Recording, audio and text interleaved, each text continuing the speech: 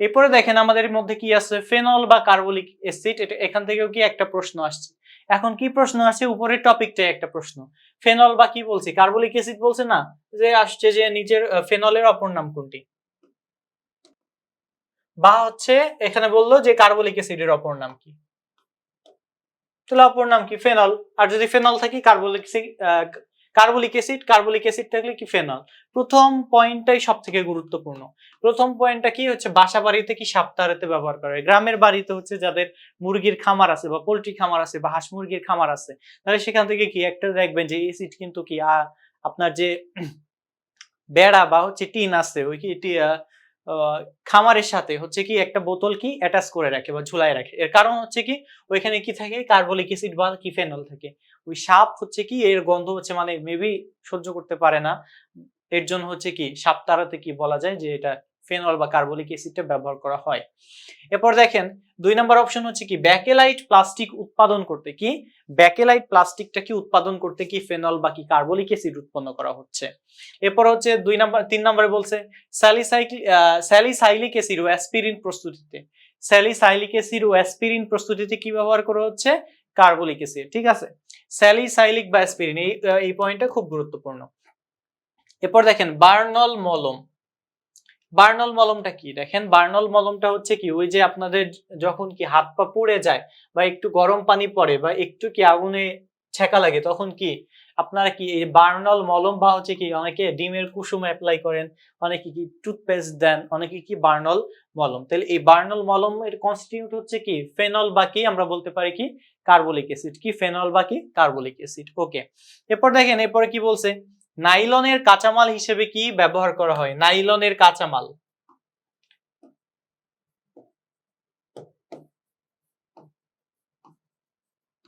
তাহলে নাইলন কি, নাইলন হচ্ছে কি একটা পলিমার,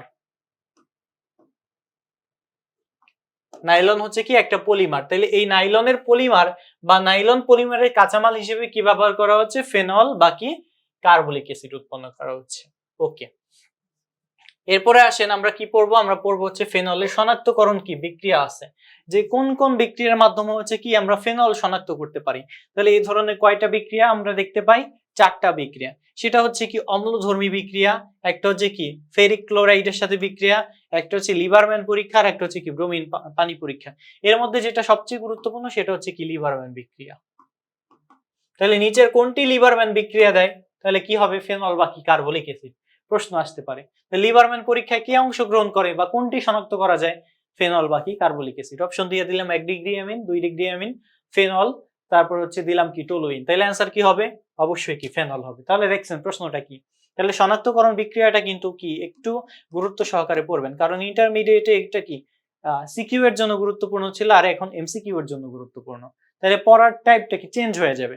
আর আমি বলতেছি যে আপনারা হচ্ছে যদি আরেকটা হচ্ছে বললাম যে মেডিকেল ভর্তি পরীক্ষার পাশাপাশি ঢাকা বিশ্ববিদ্যালয়ের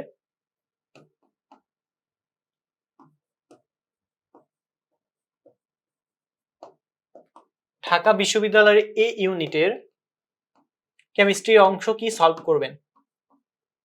এখান থেকে প্রশ্ন রিপিট হয়েছে, আমি একটু ফলো করছি, রিসেন্ট 2 দিন আগে আমি হচ্ছে রিসার্চ করতেছিলাম, তখন আমি দেখলাম যে মানে ঢাকা ভার্সিটি যে ইউনিটের প্রশ্ন আছে এখান থেকে 3টা 4টা প্রশ্ন মানে যে টাইপের প্রশ্ন একেবারে হুবহু নার্সিং ভর্তি পরীক্ষা ওই টাইপের প্রশ্ন।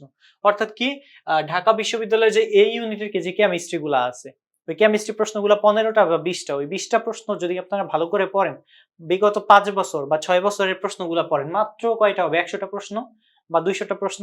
এই 200টা প্রশ্ন পড়লে এখান থেকে 200টা প্রশ্নের মধ্যে কত 5টা তো কমন পাবেনি। এটা আমি বলতে পারি, হলপ করে বলতে পারি যে 5টার বেশি অধিক কমন আসবে ঢাকা বিশ্ববিদ্যালয় এই ইউনিটে কি কেমিস্ট্রি অংশ সলভ করলে। ওকে, এরপরে দেখেন ও যেটা বলতেছিলাম যে ফেনলের শনাক্তকরণ বিক্রিয়া, তাহলে ফেনলের শনাক্তকরণ বিক্রিয়া কয় প্রকার, 4টা। একটা হচ্ছে অম্লধর্মী পরীক্ষা। ফেনল কি, ফেনল কিন্তু অ্যাসিডিক ধর্ম বাকি অম্লধর্মী। তাহলে অম্লের বৈশিষ্ট্য কি, অম্লের বৈশিষ্ট্য হচ্ছে কি নীল লিটমাসকে কি লাল করে। অ্যাসিড, অ্যাসিড কি করে, তাহলে দেখুন অ্যাসিড একটা হচ্ছে অ্যাসিড আর একটা হচ্ছে কি বেস বা ক্ষার। ও হচ্ছে কি নীলকে লাল করবে, আর হচ্ছে ক্ষার হচ্ছে কি করবে, লালকে নীল করবে, দুইটা কিন্তু আলাদা, কোলাই যাবেন না। অ্যাসিড কি, তাহলে ফেনল হচ্ছে কি, ফেনলের ধর্ম হচ্ছে কি অ্যাসিডিক, বা ফেনল হচ্ছে কি অম্লীয়। ও যেহেতু অম্ল, তাহলে ও কি করবে, অ্যাসিডের মতো ধর্ম প্রদর্শন করবে। তাহলে কি নীল লিটমাসকে সে কি করবে, লাল করবে। আর ক্ষার যদি হয়, ক্ষার কি করবে, লাল লিটমাসকে কি লাল নীল করবে। এটা একটু রিমাইন্ড দিয়ে দিলাম।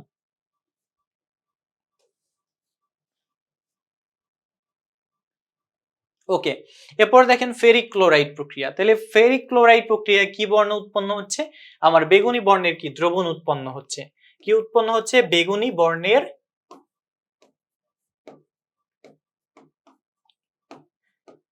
বর্ণের কি দ্রবণ উৎপন্ন হচ্ছে কি আমার ফেরিক ক্লোরাইডের মানে পরীক্ষায়। এরপর দেখুন লিভারম্যান যে পরীক্ষা আছে, কি পরীক্ষা, লিভারম্যান, যেটাই আমি বলছি, যেটা এটা খুব গুরুত্বপূর্ণ একটা পরীক্ষা, যে প্রথমে কি নীল উৎপন্ন হবে। যদি আমরা বলি যে লিভারম্যান পরীক্ষায় ফেনল কোন ধরনের বিক্রিয়া, অ্যান্সার হবে কি নীল, অ্যান্সার হবে কি নীল। এখানে অনেকগুলাই আছে দেখুন, প্রথমে বলা আছে যে লাল, পরবর্তী সে যদি কি পানিতে যায় তখন কি, প্রথমে কি নীল, পানিতে লাল, পরে ক্ষারীয় দ্রবণে পুনরায় কি নীল বর্ণ উৎপন্ন করে, ক্ষারীয় দ্রবণে কি নীল বর্ণ উৎপন্ন করবে। তাই লিভারম্যান পরীক্ষায় সে কি করবে, নীল বর্ণ উৎপন্ন করবে, উৎপন্ন করবে। তাহলে সেটা কি, সেটা হচ্ছে ফেনল, সেটা হচ্ছে কি, সেটা ফেনল। ওকে, এরপরে ব্রোমিন পানি পরীক্ষা। তাহলে ব্রোমিন পানি পরীক্ষা হচ্ছে কি সাদা বা হালকা হলুদ বর্ণের অধক্ষেপ উৎপন্ন হয়। ব্রোমিন পানির পরীক্ষায় কি উৎপন্ন হচ্ছে, সাদা বা হালকা হলুদ বর্ণের অধক্ষেপ উৎপন্ন হচ্ছে। কি উৎপন্ন হচ্ছে, সাদা বা হালকা হলুদ বর্ণের কি অধক্ষেপ উৎপন্ন হচ্ছে, এটা ব্রোমিন পানি পরীক্ষা। ওকে ওকে, এরপর হচ্ছে আসেন নেক্সট স্লাইডে চলে যাই। একটু বিরক্ত হবে না, কারণ এখন যে চারটা বা তিনটা টপিক আছে, এই চারটা বা তিনটা টপিক কিন্তু খুবই গুরুত্বপূর্ণ। এখন যা পড়াইছি এই তিনটা মেবি হচ্ছে তিনটা টপিক আছে, টিএনটি, নাইট্রোগ্লিসারিন আর হচ্ছে আরেকটা টপিক, এই তিনটা খুবই গুরুত্বপূর্ণ। ঠিক আছে, এখন যদি ধৈর্য হারান তাইলে হবে না।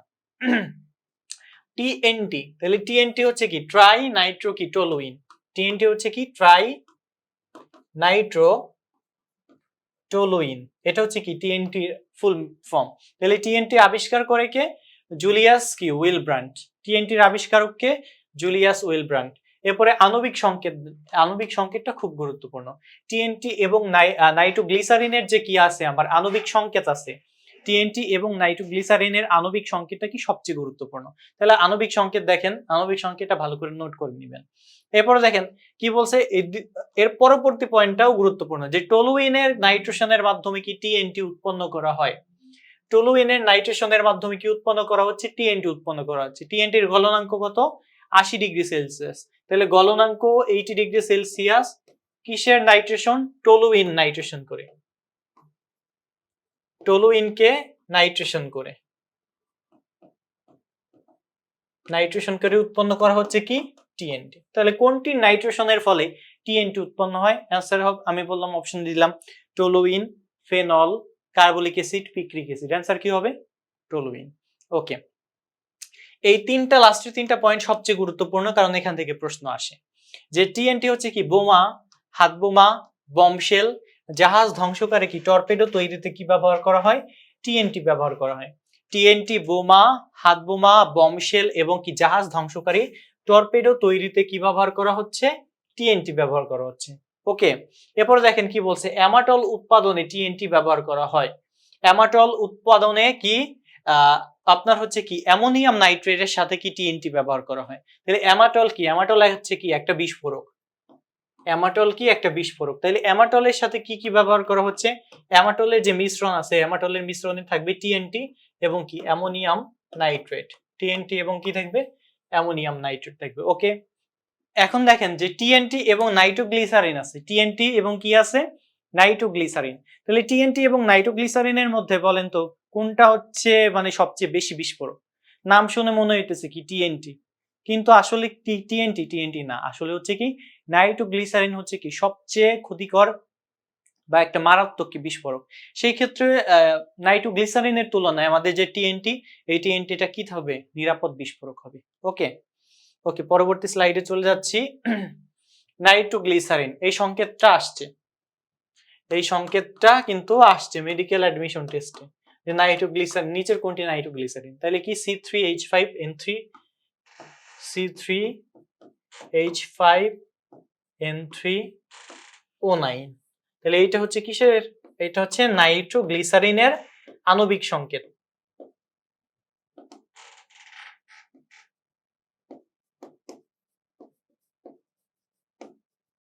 আণবিক সংকেত, এটা ভালো করে মনে রাখবেন। 2 নাম্বার পয়েন্ট এখান থেকে সবচেয়ে গুরুত্বপূর্ণ বেশি। ডিনামাইট তৈরিতে ব্যবহার করা হয়। ডিনামাইট প্রস্তুতিতে বা তৈরিতে নিচের কোনটি ব্যবহার করা হয়? তাহলে অ্যান্সার হচ্ছে কি হবে? অ্যান্সার হবে কি আমাদের নাইট্রোগ্লিসারিন কি ব্যবহার করা হচ্ছে। আমাদের অ্যান্সার কি হবে? নাইট্রোগ্লিসারিন ব্যবহার করা হয়। এরপরে দেখেন অ্যানজাইনা পেক্টোরিস এবং আইএইচডি চিকিৎসায় কি ব্যবহার করা হয়? অ্যানজাইনা পেক্টোরিস এবং আইএইচডি, এখন এই দুইটা পরীক্ষা বা চিকিৎসা আমরা এক কথায় বলতে পারি যে হৃদরোগ। আমরা এক কথায় এটাকে কি বলতে পারি? হৃদরোগ। তাহলে হৃদরোগের চিকিৎসায় কি ব্যবহার করা হচ্ছে? হৃদরোগ বা হৃৎপিণ্ডের চিকিৎসায়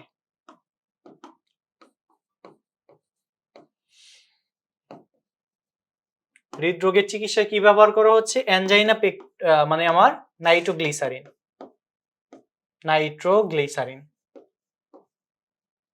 এখন মনে করেন যদি আমাদের স্পেসিফিক ভাবে বলে দেয়, আমাদের যদি নির্দিষ্ট ভাবে বলে দেয় যে অ্যানজাইনা পেক্টোরিস কোন ওষুধ ব্যবহার করা হয় বা নিচের কোনটি ব্যবহার করে, তাহলে অ্যান্সার কি হবে? নাইট্রোগ্লিসারিন।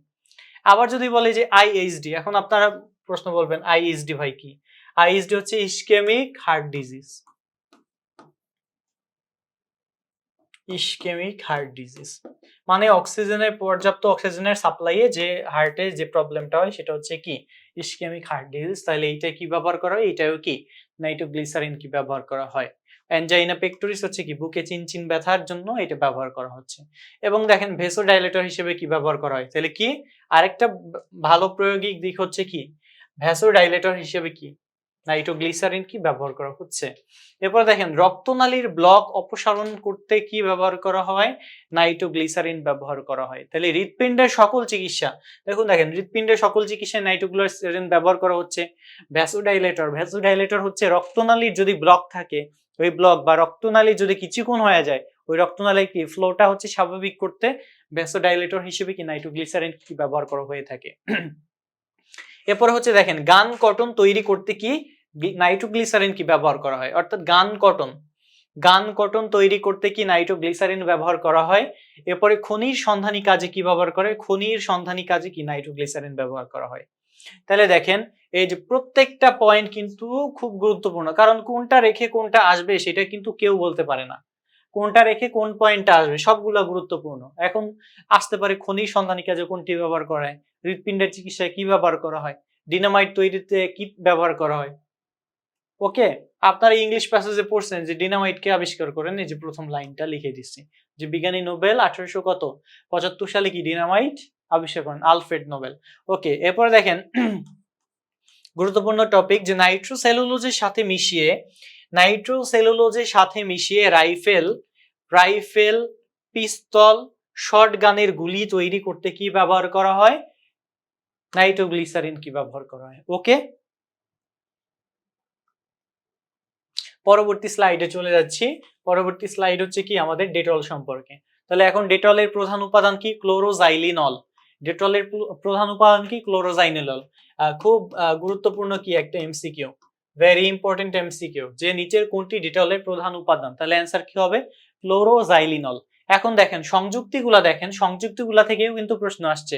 2019-20 সেশন মেডিকেল অ্যাডমিশন টেস্টে কি আমার হচ্ছে নিচের কোনটি ডেটলের উপাদান নয়, এরকম একটা প্রশ্ন আসছে। তাহলে এখান থেকে অ্যান্সার ছিল এই যে ক্লোরোজাইলিনল, পাইন তেল, ক্যাস্টর অয়েল, আরেকটা ছিল হচ্ছে মেবি পিক্রিক অ্যাসিড। ঠিক আছে, তাহলে এখান থেকে কি আমরা পাই যাই যে কোনটা নয়, তাহলে অ্যান্সার কি হবে? অ্যান্সার হবে কি পিক্রিক অ্যাসিড। তাহলে দেখেন সংযুক্তি কি কি? ক্লোরোজাইলিনল, এটাই হচ্ছে কি প্রধান উপাদান বা কি মেইন উপাদান, এটা হচ্ছে কি মেইন উপাদান। এরপরে কি থাকবে? আইসোপ্রোপাইল অ্যালকোহল, এরপরে থাকবে পাইন তেল বা পাইন অয়েল, সাবান পানিয়ার সুগন্ধি এবং কি ক্যাস্টর অয়েল। সবচেয়ে সংযুক্তিতে বেশি থাকবে কি সাবান পানিয়ার সুগন্ধি। এরপরে যে মূল উপাদানটা সেটা হচ্ছে কি ক্লোরোজাইলিনল। এরপরে দেখেন এর রাসায়নিক নাম হচ্ছে কি 4-chloro-3,5-dimethyl কি ফেনল। ডেটলের এইটা হচ্ছে কি রাসায়নিক নাম, সংক্ষেপে আমরা নরমাল ভাবে বলে থাকি যে এটা হচ্ছে কি ডেটল। এরপর দেখেন এটা কি হিসেবে কাজ করে?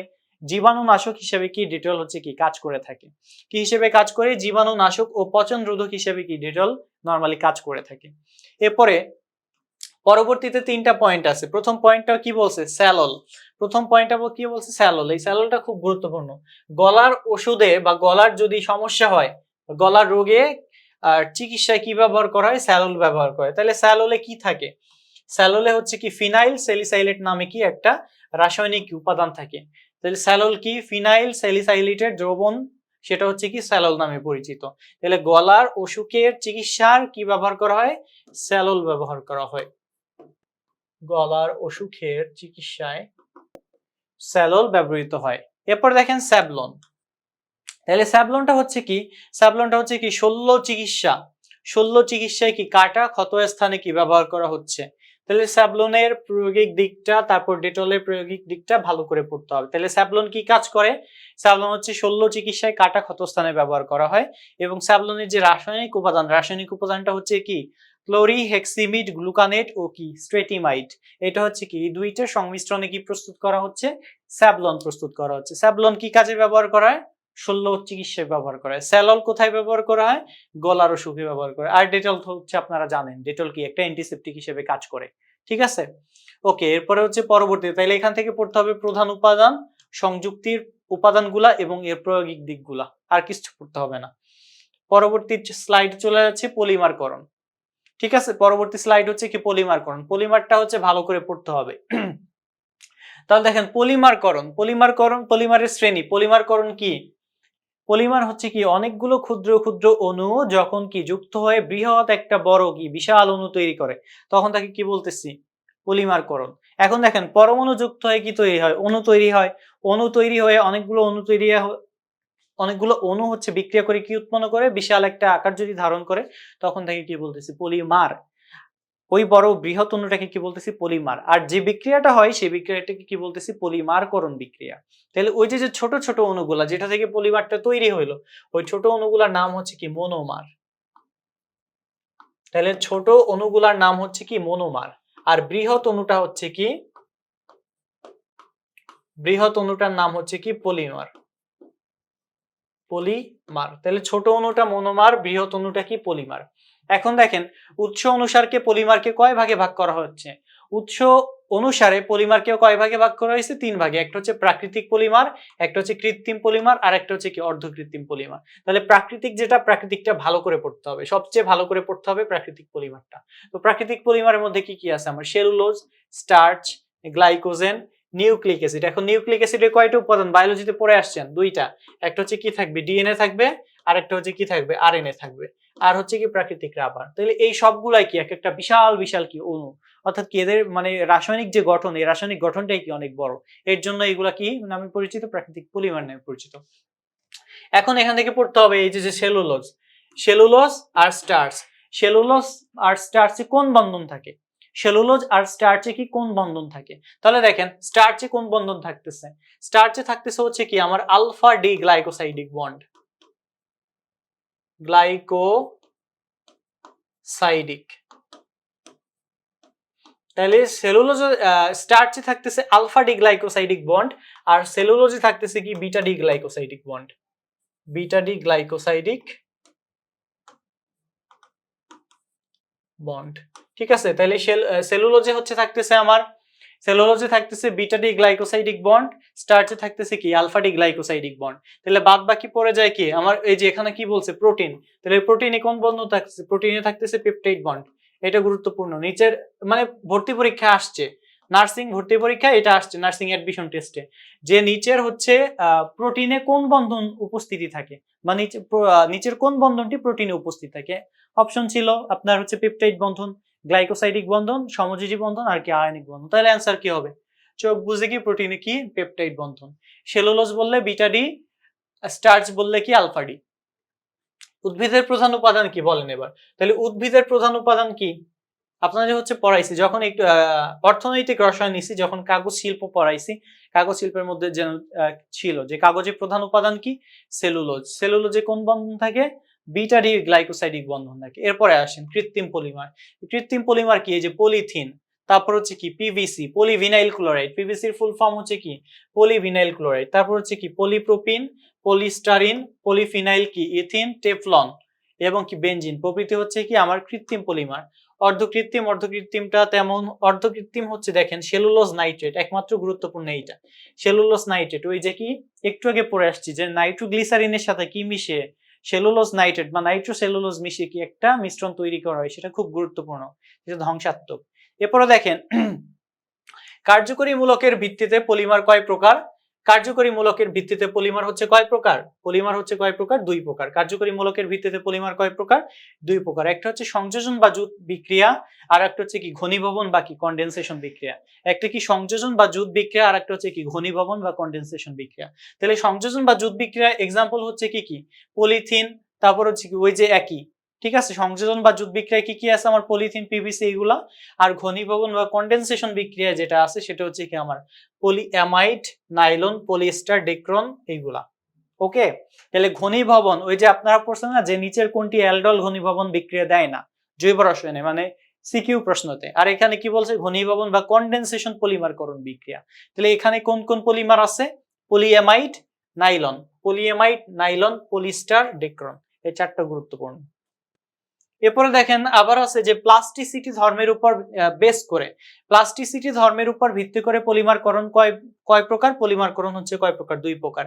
একটা হচ্ছে থার্মোপ্লাস্টিক আর একটা হচ্ছে কি থার্মোসেট প্লাস্টিক। একটা হচ্ছে থার্মোপ্লাস্টিক আর একটা হচ্ছে কি থার্মোসেট প্লাস্টিক। তো থার্মোপ্লাস্টিকের মধ্যে কি কি আছে? থার্মোপ্লাস্টিকের মধ্যে আছে পলিথিন, পলিস্টারিন, পলিইথিলিন, টেরিথ্যালেট অর্থাৎ পিইটি প্রভৃতি। তাহলে এটা হচ্ছে কি থার্মোপ্লাস্টিক।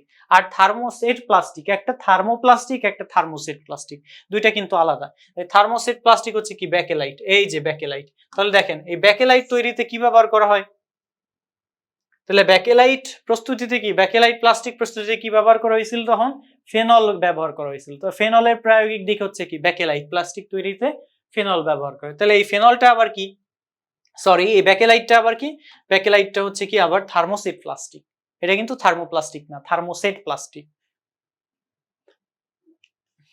ওকে, এই স্লাইডটা করে হচ্ছে শেষ করে দেব, ঠিক আছে। যে কিছু সংখ্যক সংযোজন পলিমার আর কি ব্যবহার, কারণ এখান থেকে প্রশ্ন আসছে। কি প্রশ্ন আসে সেটা বলতেছি দেখেন। আমার এখানে যে প্রোপিন, দেখেন এই প্রোপিনটা কি সবচেয়ে হালকা কি পলিমার, প্রোপিনটা কি সবচেয়ে হালকা পলিমার। তাহলে প্রোপিনের পলিমার কি পলিপ্রোপিন। কিন্তু সবচেয়ে বেসিক যেটা ইথিন, আপনারা পড়ে আসছেন যে পলিমারকরণ বিক্রিয়া, ইথিনের পলিমার কি পলিথিন। ওই যে আপনারা পলিথিনে কি ঠোঙা বানাই মুড়ি খান, ঝালমুড়ি খান, আইসক্রিম খান, পলিথিন না প্লাস্টিক। ওই পলিথিনটা হচ্ছে কি, পলিথিনটা কিসের? ওকে, তাহলে দেখেন যেটা বলতেছি যে প্রোপিন, এই প্রোপিন থেকে প্রোপিনের পলিমারটা হচ্ছে কি আমার পলিপ্রোপিন, প্রোপিনের পলিমারটা হচ্ছে কি পলিপ্রোপিন। তাহলে পলিপ্রোপিন হচ্ছে কি সবচেয়ে হালকা পলিমার। তাহলে পলিপ্রোপিনটা হচ্ছে কি সবচেয়ে হালকা পলিমার। তাহলে এই প্রায়োগিক দিক দেখেন, মোটা রজ্জু বা কি রোপ তৈরিতে, তারপর হচ্ছে কার্পেট প্রস্তুতির জন্য কি কৃত্রিম সুতা, এগুলো হচ্ছে কি আমরা পলিপ্রোপিন থেকে পাই। স্টেরিন, তাহলে স্টেরিন হচ্ছে কি মনোমার, তাহলে স্টেরিনের পলিমার কি পলিস্টেরিন। তাহলে এখন দেখেন পলিস্টেরিন থেকে কি কি প্রস্তুত করা হচ্ছে? খাবার পাত্র, কসমেটিকের বোতল, টেলিভিশন, ক্যাবিনেট, প্লাস্টিক কাপ, শিশুদের খেলনার জিনিস, ফার্নিচার, প্যাকেজিং এবং কি জিনিস ইত্যাদি হচ্ছে কি তৈরি করা হয়। তাহলে সেটা হচ্ছে কি পলিস্টেরিন থেকে। এই পার্সপেক্স হচ্ছে এটা তেমন প্রয়োজন নাই। এরপর দেখেন এটা হচ্ছে বাদ, এই মিথাইল প্রোপানয়েড এটা বাদ দিয়ে দিলাম, কমাই দিলাম একটা। এরপরে দেখেন আমাদের কি আছে টেট্রাফ্লোরোইথিন, টেট্রাফ্লোরোইথিন। তাহলে টেট্রাফ্লোরোইথিনের পলিমারটা হচ্ছে কি টেফলন। এই টেফলনটা খুব গুরুত্বপূর্ণ। এটা তো বাদ, এর আগেরটা হচ্ছে বাদ, ঠিক আছে, এটা পড়তে হবে না। তাহলে এরপর দেখেন টেট্রাফ্লোরোইথিলিন বা ইথিন, তাহলে এটা হচ্ছে কি মনোমার। তাহলে এইটার পলিমার কি টেফলন। তাহলে এখন এই টেফলনে কি ব্যবহার, টেফলন কি কি কাজে ব্যবহার করা হচ্ছে? এই যে যে রান্নার প্যান দেখছেন, রান্নার প্যান, ননস্টিক রান্নার প্যান, এটা হচ্ছে কি ননস্টিক রান্নার প্যান, বৈদ্যুতিক ইনসুলেটর রূপে রান্নার ফ্রাই প্যানে কোটিং হিসেবে কি ব্যবহার করা হচ্ছে টেফলন। এবং এইটা কি মেডিকেল ভর্তি পরীক্ষা আসছে প্রশ্ন, মেডিকেল অ্যাডমিশন টেস্ট। তাহলে দেখছেন ভাইয়া কোথায় কোন ভিতর থেকে প্রশ্ন আসে। তাহলে এইগুলা যদি না পড়েন, এই সবটাই না পড়লেন, তাইলে কি একটা প্রশ্ন কি মিস গেল। এখন খুঁটিনাটি আসে কিন্তু দুই একটা প্রশ্ন থাকে, জৈব রসায়ন থেকে সব বেসিক প্রশ্ন আসে, কিন্তু দুই একটা প্রশ্ন একটু ডিফিকাল্ট, সেগুলো হচ্ছে কি এখান থেকে হচ্ছে পড়ে নিতে হবে। এরপর দেখেন পরবর্তীতে আছে কি আমার ভিনাইল ক্লোরাইড। তাহলে ভিনাইল ক্লোরাইডের হচ্ছে কি আমার পলিমার হচ্ছে কি পিভিসি বা কি পলিভিনাইল ক্লোরাইড। তাহলে ভিনাইল ক্লোরাইডের কি পিভিসি বা কি আমরা বলতে পারি পলিভিনাইল ক্লোরাইড। তাহলে ভিনাইল ক্লোরাইডের মনোমার কি ভিনাইল, আর এটার হচ্ছে পলিমার হচ্ছে কি পিভিসি। এখন দেখেন এইটা কি কি কাজে ব্যবহার করা হয়। ঘরের মেঝের কার্পেটিং, তারপর হচ্ছে রেইনকোট, তারপর হচ্ছে প্লাস্টিক সিরিঞ্জ। এই প্লাস্টিক সিরিঞ্জটা একটু ভালো করে দেখবেন। তারপর গ্রামোফোন রেকর্ড তৈরিতে কি ব্যবহার করা হয়, গ্রামোফোন রেকর্ড তৈরিতে কি পিভিসি বা পলিভিনাইল ক্লোরাইড এটা হচ্ছে কি আমাদের ব্যবহার করা হয়ে থাকে। ওকে, দেন হচ্ছে আমার লাস্টে যে এটা আছে, লাস্টের দুইটা, সেটা হচ্ছে অ্যাক্রাইলো নাইট্রাইল বা কি আমরা বলতে পারি ভিনাইল সায়ানাইড। এই ভিনাইল সায়ানাইডের হচ্ছে আপনার পলিমার হচ্ছে কি দেখেন অরলন, এর পলিমার হচ্ছে কি অরলন। তাহলে এটা ব্যবহার করা হয় কি রজ্জু, ফেব্রিক্স, কৃত্রিম চুল বা কি অরলন তৈরি করা হয়। তাহলে কৃত্রিম চুল তৈরি করা হয় কোত্থেকে, অরলন থেকে। এরপর দেখেন পলিভিনাইল কি আছে, অ্যাসিটেট আছে। আমাদের যে নাইট্রাইল বা অরলন আছে, অরলনটা কোন কাজে ব্যবহার করা হচ্ছে, যেটা খুব গুরুত্বপূর্ণ সেটা হচ্ছে কি কৃত্রিম, সেটা হচ্ছে কি আমাদের কৃত্রিম যে চুল আছে সেই কৃত্রিম চুলে হচ্ছে কি আমাদের অরলন কি ব্যবহার করা হয়। তাহলে বাদ বাকি হচ্ছে কি আছে আমার লাস্টের একটা হচ্ছে কি ভিনাইল অ্যাসিটেট। আমার কি আছে ভিনাইল অ্যাসিটেট। ভিনাইল অ্যাসিটেটটা কোন কাজে ব্যবহার করা হচ্ছে, ভিনাইল অ্যাসিটেটটা হচ্ছে কি আমার পলিভিনাইল অ্যাসিটেট। তাহলে পলিভিনাইল অ্যাসিটেট হচ্ছে কি আমাদের হচ্ছে যে ভিনাইল ক্লোরাইড, অর্থাৎ ভিনাইল ক্লোরাইডের যে কি আমার পলিমার, এই পলিমারটা হচ্ছে কি পিভিসি। তাহলে পিভিসি হচ্ছে আমার কি কি কাজে ব্যবহার করা হচ্ছে, আমার পিভিসি ব্যবহার করা হচ্ছে দেখেন কৃত্রিম চামড়া, তারপর হচ্ছে কি ঘরের মেঝের যে কার্পেটিং আছে, তারপর রেইনকোট, তারপর হচ্ছে কি প্লাস্টিক সিরিঞ্জ এগুলো তৈরিতে কি ব্যবহার করা হচ্ছে পিভিসি। ঠিক আছে, তাহলে পিভিসির যদি আসে, পিভিসির মনোমার কি ভিনাইল ক্লোরাইড। পিভিসির ফুল ফর্ম কি, পিভিসির ফুল ফর্ম হচ্ছে পলিভিনাইল ক্লোরাইড। ওকে, এরপরে হচ্ছে অ্যাক্রাইলো নাইট্রাইল বা এটার অন্য নাম আমরা বললাম যে ভিনাইল সায়ানাইড, সহজ নাম। তাহলে ভিনাইল সায়ানাইডের হচ্ছে পলিমার হচ্ছে কি অরলন, ভিনাইল সায়ানাইডের পলিমার হচ্ছে কি অরলন, এই অরলন। তাহলে অরলনের কাজ কি কৃত্রিম চুল, বা আমরা যেটাকে আজকাল বলে থাকি হচ্ছে কি উইগ। অনেকে হচ্ছে কি টাকলা মানুষরা কি ভদ্র সমাজে যাইতে পারে না, কি পরে যায় নকল চুল পরে যায়, অর্থাৎ কি এটাকে বলা হয় উইগ। তাহলে উইগ তাদের কাজে কে সাহায্য করলো, অরলন সাহায্য করলো। এরপরে আসেন সবশেষে কি আছে আমার ভিনাইল অ্যাসিটেট, সবশেষে কি আছে ভিনাইল অ্যাসিটেট। তাহলে ভিনাইল অ্যাসিটেট কি পলিভিনাইল কি অ্যাসিটেট। ভিনাইল অ্যাসিটেটের কি আছে আমার যে মনোমারটা আছে, এই মনোমারটার নাম হচ্ছে কি ভিনাইল অ্যাসিটেট। তাইলে পলিমার কি পলিভিনাইল অ্যাসিটেট। এখানে প্রভাবক হিসেবে ব্যবহার করা হচ্ছে ক্লোরিন। এই যে প্রভাবক বা টেম্পারেচার আছে এগুলা দেখে ভয় পাওয়ার কোনো কারণ নেই, এগুলা জাস্ট পড়তে হবে না। তাহলে এইটা হচ্ছে মানে গুরুত্ব কি, গুরুত্ব দেখেন আঠা বা গ্লু, পেইন্টিংস বা পেইন্টস, তারপর হচ্ছে কোট তৈরির কাপড়, কম্পিউটার ডিস্ক। তাহলে সবচেয়ে গুরুত্বপূর্ণ হচ্ছে এখানে কম্পিউটার ডিস্ক তৈরিতে কি ব্যবহার করা হচ্ছে কি আমার পলিভিনাইল কি অ্যাসিটেট। ঠিক আছে, পলিভিনাইল অ্যাসিটেট পলিমারটা কি কোথায় ব্যবহার করা হচ্ছে, কম্পিউটার ডিস্ক তৈরিতে ব্যবহার করা হচ্ছে। ঠিক আছে, তো দেখেন ওভারঅল হচ্ছে কি আমরা হচ্ছে কি ওভারঅল পড়ে ফেললাম সবই, পলিমার সব অধ্যায় কিন্তু কি আমাদের টাচ করা শেষ। আপনারা কিন্তু বলতে পারবেন না যে ভাইয়া এটা আপনি পড়ান নাই বা এই গুরুত্বপূর্ণ টপিকটা ভাইয়া স্কিপ করে গেছে। আমি কিন্তু সব টপিক হচ্ছে কি ধরে ধরে টাচ করছি। আপনারা যদি দেখেন তাহলে এই যে একটু আগে যে এটা পড়াইছি আমি যে ফেনল, যে আমি যেটা বললাম যে ফেনল, এরপরে হচ্ছে কি দেখেন ফেনল বা কি কার্বলিক অ্যাসিড, তারপরে হচ্ছে কার্বক্সিলিক অ্যাসিড, তারপর হচ্ছে কি বললাম টিএনটি, এরপর হচ্ছে আপনাদের পড়াইলাম নাইট্রোগ্লিসারিন, এরপর হচ্ছে আপনাদের গুরুত্বপূর্ণ একটা দিলাম যে অ্যামিন। তাহলে কয়টা টপিক হলো 1 2 3 4 5, এটার সাথে হচ্ছে কি আছে ডেটল, তাহলে কয়টা 6টা। এই 6টা টপিক আপনারা একটু কষ্ট করে ভালো করে পড়বেন। ঠিক আছে, এখানে যে ডিটেইলস আছে এবং এই টপিকগুলো রিলেটেড যে এমসিকিউ আছে, এই রিলেটেড এমসিকিউ গুলা কি আপনারা একটু ভালো করে পড়বেন, কারণ আসলে প্রশ্ন এখান থেকেই আসবে, এর বাইরে আসবে না। কার্বলিক অ্যাসিডের অন্য নাম কি ফেনল, এইটা হচ্ছে জৈব যৌগের প্রশ্ন। তারপর আরেকটা টপিক দেব সেটা হচ্ছে কি ক্লোরোফর্ম।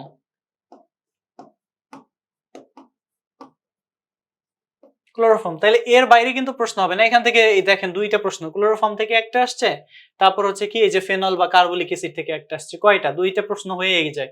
জৈব যৌগে থেকে কয়টা প্রশ্ন? 3টা বা 4টার বেশি প্রশ্ন আসে না। অলমোস্ট ম্যাক্সিমাম কি 4টা প্রশ্ন থাকে। তাহলে 4টা প্রশ্নের মধ্যে কি এই টপিক গুলার মধ্যেই কি কিন্তু 2টা দেখছেন। তাহলে এখান থেকে যে একটা টপিক হচ্ছে আমি নিয়ে আসতে পারি নাই, সেই টপিকটা হচ্ছে কি প্যারাসিটামল। ঠিক আছে, সেটা হচ্ছে কি প্যারাসিটামল। এটা হচ্ছে কি আপনারা নিজ দায়িত্বে পড়ে নেবেন। তাহলে প্যারাসিটামলে এখন আমি জাস্ট একটু বলে দিচ্ছি এখান থেকে কি কি পড়বেন। এখানে হচ্ছে ডোজটা পড়বেন, ডোজটা এবং লিথাল ডোজটা।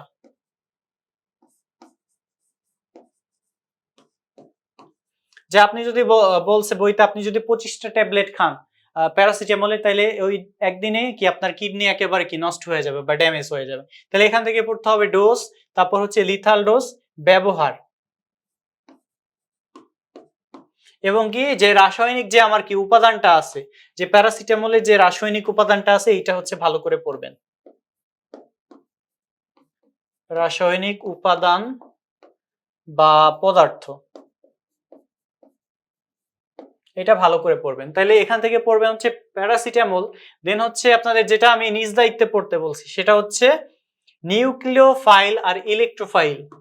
নিউক্লিওফাইল এবং কি ইলেকট্রোফাইল। তাহলে এর মধ্যে কি বিভিন্ন ভাগ আছে, এই 3টা ভাগ, যেমন প্রশম, নিরপেক্ষ, প্রশম, নিরপেক্ষ, এই প্রশম নিরপেক্ষ একই, ঠিক আছে এটা। তারপর হচ্ছে আপনার কি ক্ষারীয় বা অম্লীয়, জাস্ট এটা পড়বেন। ক্ষারীয়, অম্লীয়, নিউক্লিওফাইল আর ইলেকট্রোফাইল গুলা দেখা গেছে যেগুলা আমার বারবার আসছে, যেই এমসিকিউ গুলা বারবার আসছে। এমসিকিউর পাশে কিন্তু দেওয়া আছে যে ঢাকা বোর্ড 2022, রাজশাহী বোর্ড 2023, তারপর বরিশাল বোর্ড 2019, এগুলাই কিন্তু বারবার দেখবেন। তাহলে এখান থেকে পড়তে হবে নিউক্লিওফাইল, ইলেকট্রোফাইলের এক্সাম্পল। আরেকটা টপিক হচ্ছে আপনারা পড়তে পারেন যে সিগমা আর পাই বন্ধন, সিগমা বন্ধন, পাই বন্ধন। সিগমা আর পাই এর মধ্যে কি একটু পার্থক্য সূচক কি ডিফারেন্স, আর জৈব যৌগ অজৈব যৌগের মধ্যে কি মানে পার্থক্য, জৈব যৌগ অজৈব যৌগ, এই দুইটার পার্থক্যটা একটু পড়বেন। যেটা হচ্ছে আমি নিয়ে আসি নাই বা এটা আমার কাছে লেস ইম্পর্টেন্ট মনে হয়েছে, বাট যদি এটা একটু পড়বেন, কারণ এটা মনে হচ্ছে যে আসার মতো। কারণ এখান থেকে যেটা আসবে সেটা হচ্ছে ওই যে সংখ্যা, যে জৈব যৌগের সংখ্যা কতটুকু, প্রায় 80 লাখের মতো, আর অজৈব যৌগের সংখ্যা কত, 1 লাখের মতো এরকম। জাস্ট এই সংখ্যাটা হচ্ছে কি আপনারা একটু ভালো করে দেখবেন। তো এখন ওভারঅল যদি হচ্ছে এটা নিয়ে হচ্ছে আমরা আলোচনা করি, আপনাদের কিন্তু হচ্ছে আমি বলে দিছি যে এখান থেকে কয়টা প্রশ্ন হয়েছে। এখান থেকে কিন্তু 2টা প্রশ্ন দেখাই দিছে, ওই যে ফেনলেরটা, তারপর হচ্ছে কি আপনার জৈব যৌগের যে নামকরণ করেন, যে প্রাণশক্তির মতবাদ, অর্থাৎ শুরু থেকে শেষ পর্যন্ত কোন কোন টপিক গুলা গুরুত্বপূর্ণ সবগুলা কিন্তু কি ভাইয়া দেখাই দিছে। এরপরে যদি আশা করি হচ্ছে কোনো অভিযোগ থাকবে না, কোনো প্রশ্ন থাকবে না। ওকে, সুতরাং হচ্ছে আমরা এই চ্যাপ্টারটা কোনো ভয় পাওয়ার দরকার নাই, যে অন্যান্য চ্যাপ্টারের মতো যেমন পরিবেশ রসায়ন পড়াইছি খুব সহজ, অর্থনৈতিক রসায়ন খুবই সহজ, তড়িৎ রসায়ন খুবই সহজ। তাহলে কি আগে হচ্ছে আপনাদের কি 2টা লেকচার নেওয়া হয়েছে, তাহলে ওই 2টা লেকচারের মতোই যে সাবলীল ভাবে সুন্দরভাবে কি এই লেকচারটা হচ্ছে আপনারা ভালো করে গুছায় গুছায় পড়বেন, তাহলে দেখবেন আর কোনো কঠিন মনে হবে না। মনে হইতে পারে অর্গানিক কেমিস্ট্রি বা হচ্ছে কি জৈব রসায়ন খুবই কঠিন, কিন্তু আসলে কি এটা কোনো কঠিনই না। কারণ আপনারা দেখছেন যে ভাইয়া হচ্ছে কিভাবে পড়াই দিছে। এই টপিক গুলা কি থিওরিটিক্যাল, এর সাথে হচ্ছে কোনো আমাদের যে সিকিউ রিলেটেড এর কোনো কিন্তু সম্পর্ক নাই কিন্তু, ঠিক আছে। সুতরাং আমি যা পড়াইছি এগুলাই ভালো করে পড়বেন। এর সাথে যেটা বললাম আপনাদের কিন্তু আজকে অন্য একটা সিক্রেট শেয়ার করলাম, যেটা হচ্ছে ঢাকা ভার্সিটির এই ইউনিটি রসায়ন অংশের প্রশ্ন থেকে নার্সিং ভর্তি পরীক্ষার প্রশ্ন কমন থাকে, প্রত্যেক বছরই থাকে, প্রত্যেক বছরই এই কমনটা পাবেন। এর জন্য আপনাদের কি করতে হবে, বিগত 5 বা বিগত 10 বছরের যে ঢাকা ভার্সিটি রসায়ন অংশের যে প্রশ্নগুলো আছে সেই প্রশ্নগুলো সলভ করবেন, জাহাঙ্গীরনগর বিশ্ববিদ্যালয়ে ডি ইউনিটের রসায়ন প্রশ্ন সলভ করবেন, মেডিকেল ভর্তি পরীক্ষার রসায়ন প্রশ্ন সলভ করবেন, এবং আমাদের নার্সিং প্রিভিয়াস ইয়ারের তো অবশ্যই করবেন। এটাই তো মানে সব থেকে গুরুত্বপূর্ণ, আগে এটা করবেন, এরপর বাদ বাকি অন্যগুলা। তো আশা করি সবাই ভালো থাকবেন এবং আমাদের সাথেই থাকবেন, অবশ্যই দোয়া রাখবেন যেন পরবর্তীতে অবশ্যই আপনাদের সাথে ভাইয়ের সাথে চান্স পেলে, নার্সিং এ চান্স পেলে অবশ্যই যোগাযোগ করবেন। ভাইয়া হচ্ছে ঢাকা নার্সিং কলেজে আছে, আশা করি আপনাদের সাথে দেখা হবে ভবিষ্যতে। সবাই ভালো থাকবেন, ধন্যবাদ।